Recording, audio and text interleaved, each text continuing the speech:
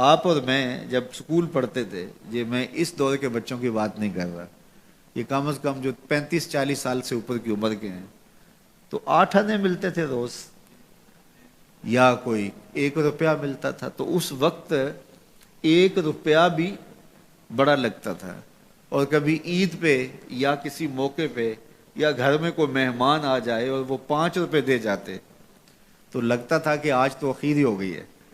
تو اس وقت 5 روپے بھی بڑے لگتے تھے، اس لیے کہ اس وقت ہمارے پاس لاکھوں نہیں تھے، تو 5 بھی بڑے تھے۔ اور آج اگر آپ کو کوئی 5 دے تو آپ اس کی طرف ہنس کے دیکھیں گے، یہ مجھے کیا دے رہے ہو؟ تو جب آپ نے لاکھوں نہیں دیکھے تھے تو 5 بھی بڑے لگتے تھے، اب لاکھوں دیکھ چکے تو وہ 5 کتنے چھوٹے لگتے ہیں۔ تو آج 60 سال بڑے لگتے ہیں، لیکن جب قیامت کا ایک دن 50,000 سال کا دیکھیں گے تو یہ بہت چھوٹا سا دن لگے گا۔ تو حضرت شیخ ختلی بولے الدنیا یومن، دنیا ایک دن ہے، وَلَنَا فِيهَا صَوْمٌ، اور ہم اس کو روزہ رکھ کے گزار رہے ہیں۔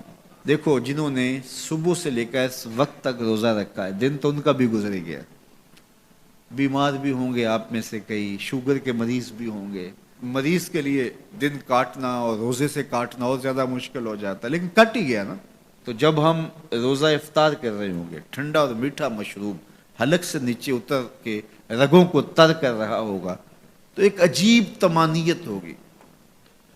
تو اگر کوئی شخص ایسا ہو جو افطار کے دسترخوان پہ بیٹھا ہو اور اس نے روزہ نہ رکھا ہو اور سستی سے اس نے سارا دن کھاتے پیتے گزار دیا ہو، تو اب جب روزہ کھلے گا تو اس کے دل میں خیال آئے گا یہ ماڑا سا آدمی بھی تو روزہ رکھ کے سارا دن کاٹ ہی گیا ہے، تو اگر میں بھی رکھ دیتا تو یار دن تو میرا بھی گزر ہی جانا تھا۔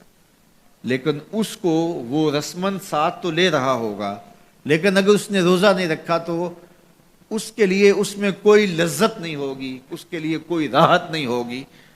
وہ سوچے گا کہ یار میں بھی روزہ رکھ کے گزار دیتا تو دن تو گزر ہی جانا تھا، اس کا بھی تو گزر گیا، میرا بھی تو گزر ہی جانا تھا۔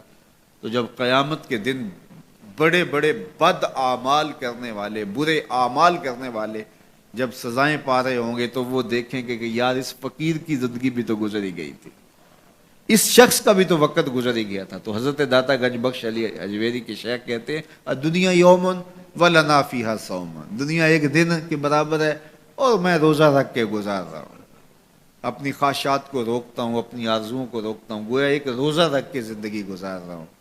تو زندگی تو میری بھی گزر جائے گی، اور جو نہیں روزہ رکھ کے گزار رہے تو زندگی تو ان کی بھی گزر جائے گی۔ تو فرمایا میں روزہ رکھ کے زندگی گزار رہا ہوں۔ اللہ اکبر۔ اس لیے اچھے لوگوں کی صحبت اختیار کرو، نیک لوگوں کے پاس بیٹھا کرو۔ یہ میری اور آپ کی ضرورت ہے کہ اچھے لوگوں کی صحبت میں جا کے بیٹھیں۔ جب اچھائی کی مجلس میں آپ بیٹھیں گے، میں بیٹھوں گا، تو کوئی خیر کی بات ملے گی جو ہماری آخرت اور دنیا کی بہتری کی ضامن بن جائے گی۔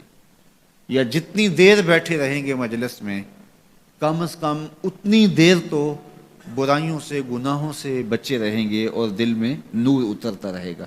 اب کوئی فائدہ ہو نہ ہو تو یہ تھوڑی بات ہے کہ کانوں کو حضور کی احادیث نصیب ہو رہی ہیں، حضور علیہ السلام کے فرامین جو ہے وہ سننے کو نصیب ہو رہے ہیں، تو اس کی برکات اترتی رہیں گی، اور آپ یہاں سے اٹھ کے جائیں گے بھی حدیث رسول کی خوشبو آپ کے ساتھ ساتھ چلے گی۔